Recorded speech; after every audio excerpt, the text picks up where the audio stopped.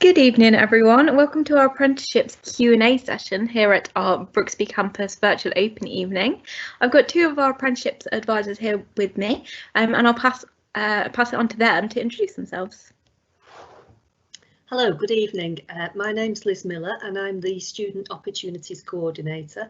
I work in the apprenticeship team and my job is to recruit apprentices, sometimes assessing them for apprenticeships, and also to give information about apprenticeships. I go out to schools and talk to young people there and also answer any inquiries that come into college. So I'll pass you over to Debbie. Hi, good evening. So yeah, I'm Debbie Perkins. I'm the Senior Apprenticeship Advisor. So I head up a team of advisors who most of our time is spent talking to employers about the benefits of recruiting and training apprentices, explaining obviously how the finances work, what the benefits are, and also helping them to find their ideal candidate. So we do have a recruitment service which we do, so that entails us obviously then working with Liz to identify the best person for the job and hopefully make everybody happy with the outcome. So we work with employers across the East Midlands, and we also have members of our team who work with national companies as well. So yeah, we've probably pretty much got most of England covered there. So back to Liz and she'll explain a little bit more about an apprenticeship. Okay, so I don't know how much anybody knows about apprenticeships, but just to tell you a few basic facts about them. The best way of explaining them is that they are just like a full-time job with training. So you spend about 80% of your time out with the employer working in the workplace. So it suits people who want to get out into employment and do hands-on work and learn by doing. The other 20% is spent with us at college, where you study the theory behind what you put into practice out in the workplace. And for this, you get nationally recognised qualifications. You will possibly come to us on a day release or a block release, depending on the type and level of the apprenticeship. So it could be 1 day a week doing your studies with us, or you might come to us 1 week out of, say, every 5 or 6. So you're paid for an apprenticeship, you get a wage, you get a salary. So it's £4.15 an hour at the moment. That doesn't sound too much, but you do get quite a lot of input for that, because you're getting a lot of input from the employer and you're getting a lot of input from us as well. And you're also getting a qualification, which certainly if you're over 18 or so, you may well have to pay for. £4.15 an hour is the national apprenticeship wage, but some employers do pay more than that. Some pay considerably more. They can pay whatever they want over that £4.15 an hour. So you will see a range of different wages. You get a contract, you get an actual work contract, you get paid holidays, and yes, you get a contract of employment. You're not expected to know everything when you go out to an apprenticeship. Obviously, if you've got a little bit of experience in an area, then that's very helpful, say if you've done a college course first. But you have a mentor and you have somebody to teach you, and you learn from the other paid members of staff, the other employees in the company. So that's sort of just a general roundup about apprenticeships. So I'll pass you back to Debbie just to tell you, I'm sure what you want to know is how you go about getting one. So she'll cover those points. Okay, so yeah, so there's a couple of well, 3 ways really that you can find an apprenticeship. So the first thing I would advise anybody to do is to go onto the National Apprenticeship Service website. So if you Google and just type in find an apprenticeship, it will take you to the site.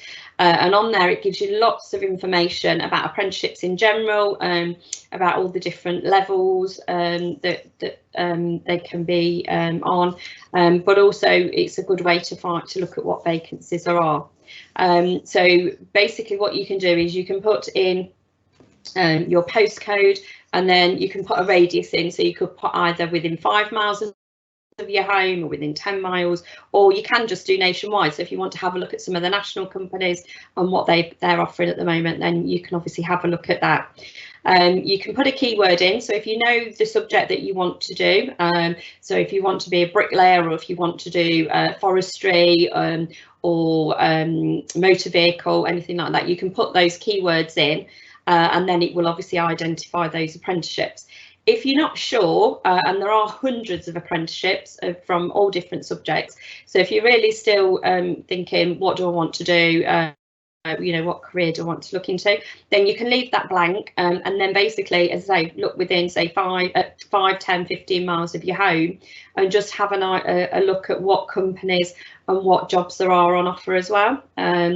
It's also a good idea to sometimes just go in and have a look at the job description, because the title doesn't always give you a clue as to what's involved with them. So now's the time to perhaps go in and have a little bit of a research and have a look at that, and give yourself some ideas there. Once you have identified one that you'd like to apply for, then again you can obviously click on the application and process your details there. If you are if you're looking to leave school this year, it might be a little bit early to start applying for vacancies now, but they do have closing dates and potential start dates on there.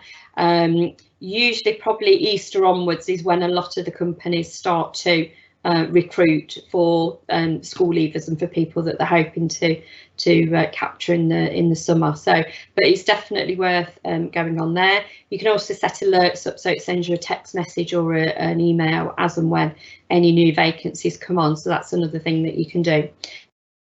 So that gives you lots of information, and that's for training providers across the board. So not only us, but other colleges, other private training providers, employers sometimes run their own apprenticeship schemes. So everybody obviously puts any vacancies on there, and that's like a national site that you can apply through.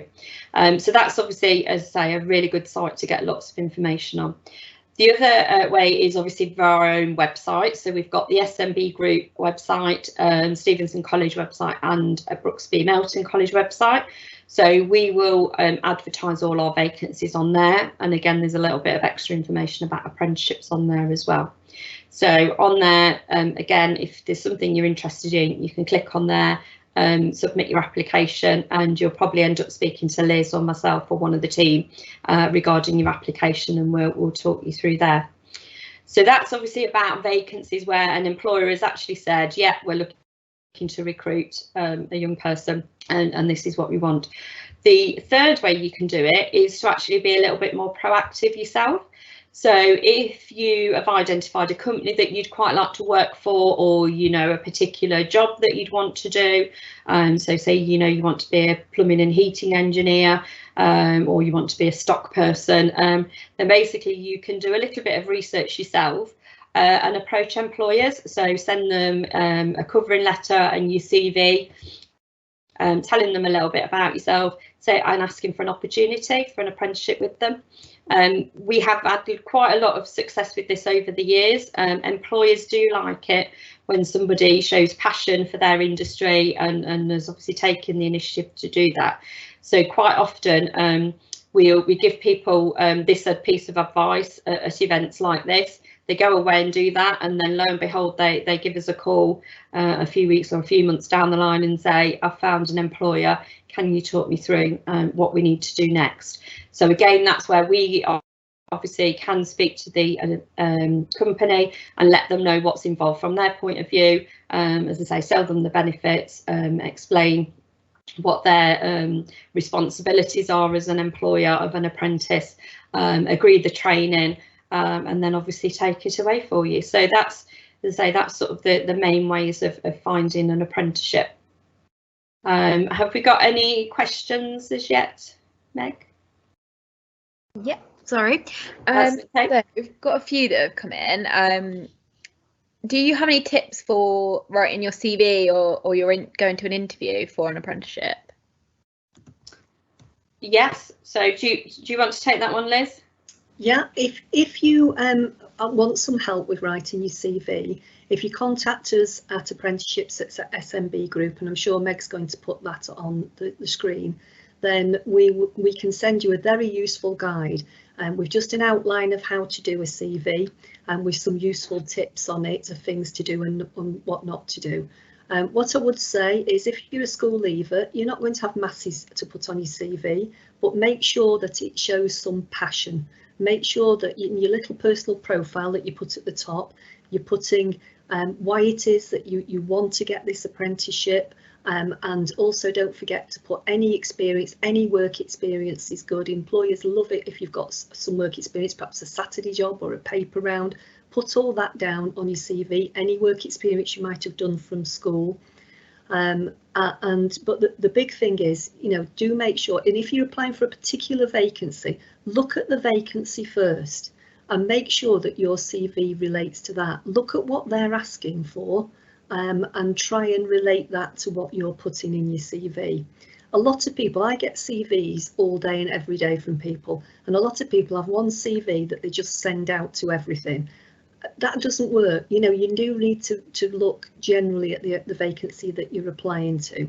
I mean, obviously have a standard CV to send out for, like Debbie says, to generally to employers. But if you're applying for a particular vacancy, do sort of change it to suit that vacancy. Interviews, there's lots of information on the internet about interviews. The big things I would say are, make sure that you arrive on time, make sure you research the company, because that is so important. So there are a few stock questions that people always ask you. They want to know a little about you, so have that in your mind, a few things about what you can tell them about you and what you've done and why you're good for the particular role. Do make sure that you know a bit about the company. They will often ask, what do you know about us? Why do you want to work for us? And as I say, there's a lot of information, not to go on too long about this, on on websites. But I think plan your route, make sure you know how to get there, and also to appear smart. If you go looking as smart as you possibly can, it shows that employer that you care. Funnily enough, I've just had a case today of a young man who turned up for a business apprenticeship in a hoodie and joggers, and it doesn't, you really just have to try and show that you've made the best possible effort. So that's broadly the sort of areas for that. Are there other questions? I'm conscious we've only got a certain amount of time. Yeah, so someone asked if they would get support, like additional learning support with their college work side of things if they needed it. Yeah, do you want to answer that one, Debbie, or shall I go on? Yeah. Okay, back to me.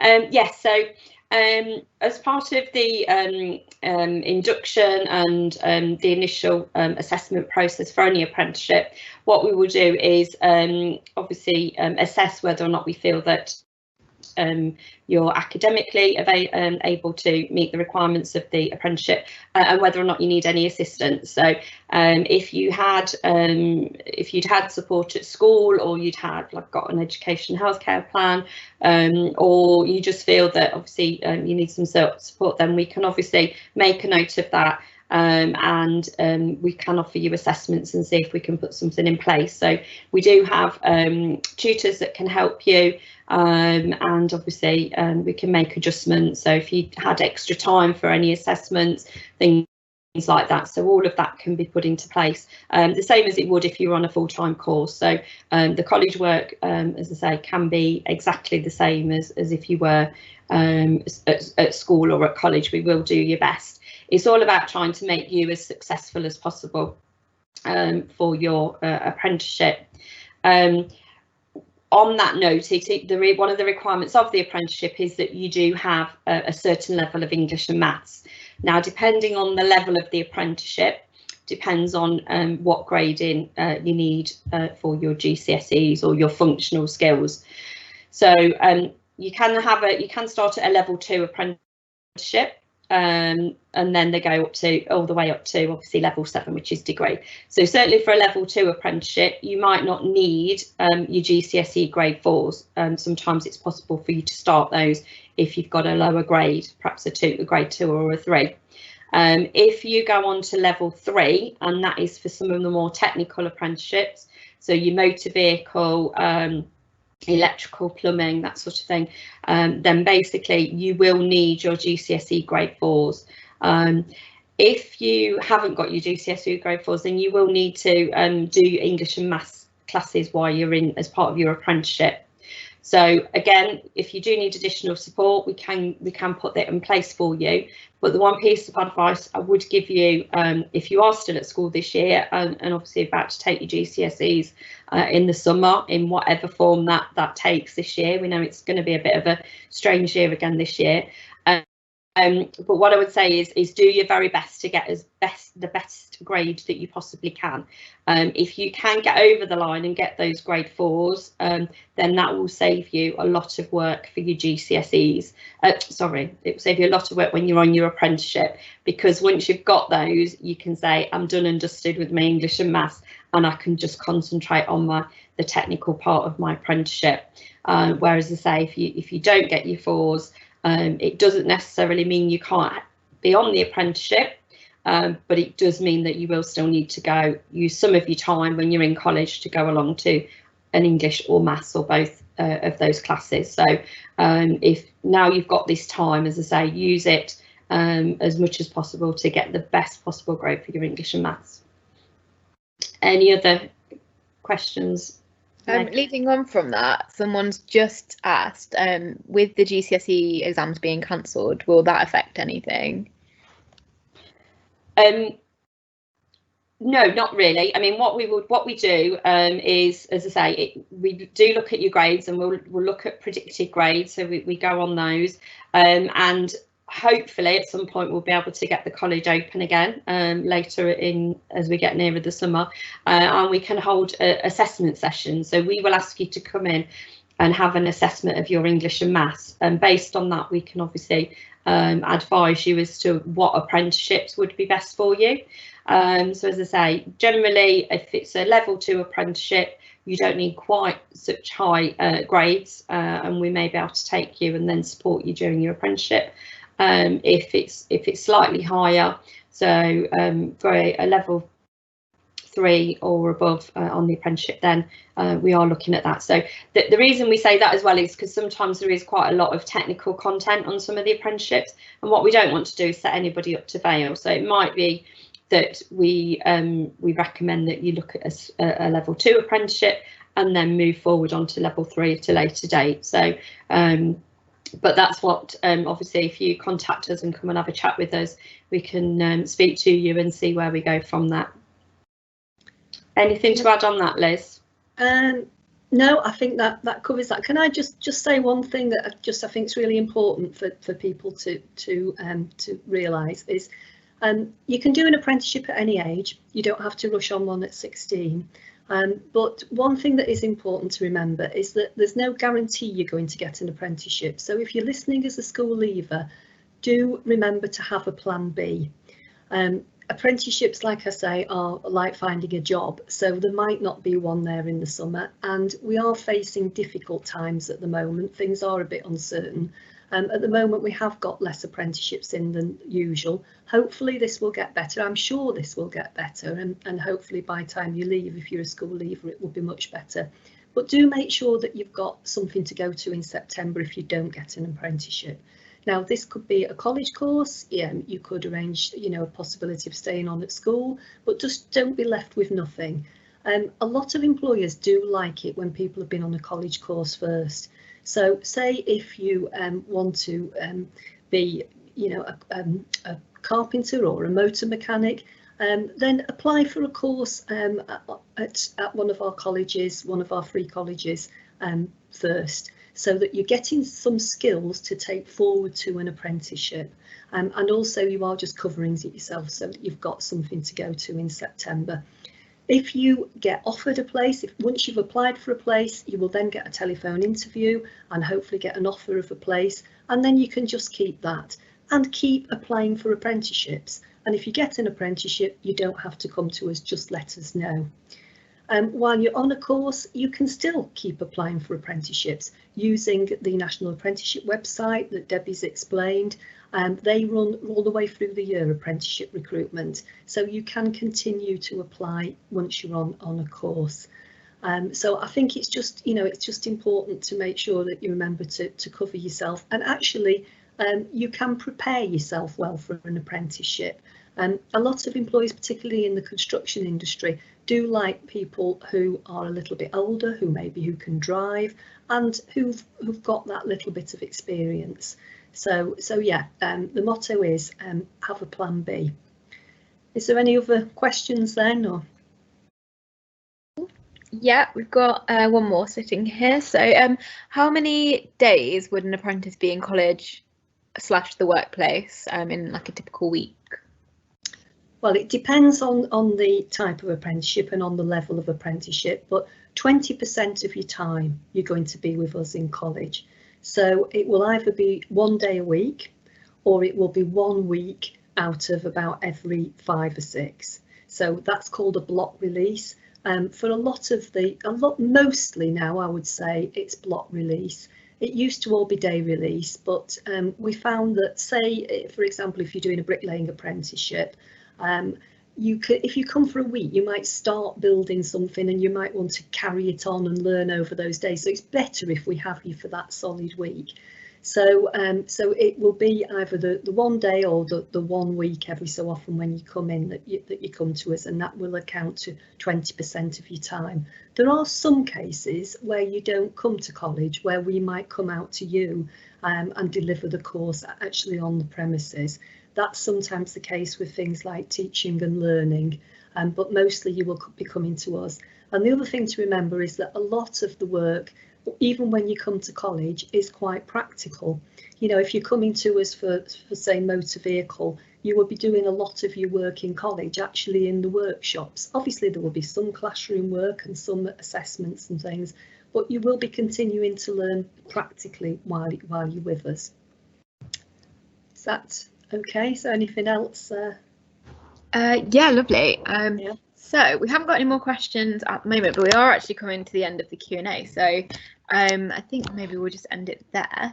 Thank you. Can I just say one thing about one thing that we are doing over the half-term holidays is that anybody who's interested in an apprenticeship, we're having a school leaver. If you are a school leaver, we're having a school leavers week where we're offering you a one-to-one interview with our business advisors. And it's all on our website. You can just apply to come and see us. And as I say, our advisors will talk to you about you and your particular situation, take your details, and then take you onto our database, so that when possible apprenticeships come to us, then we can try and match you to them if possible. The thing is, if you're interested in apprenticeship, make contact with us. Let us know that you're interested in one. And as I say, I think Meg's put that on the screen. Just drop us a line. And if you've got any other questions that we've not answered tonight, drop us a line to that email, and we'll certainly get back to you and do our best to answer them. Okay. Do you want anything, Debbie, to add, or does that cover it? Yeah, I think that covers it. Yeah. Thank you. Lovely. I've also put a link in the chat to our National Apprenticeship Week virtual event, because there's some live Q&As that are apprenticeship specific happening during National Apprenticeships Week. So definitely check that out if you are interested in apprenticeships. Sorry. So yeah, thank you everyone for joining us this evening. We hope you enjoy all the content, and we hope you've enjoyed this Q&A. Thank you. Bye. Bye-bye. Bye.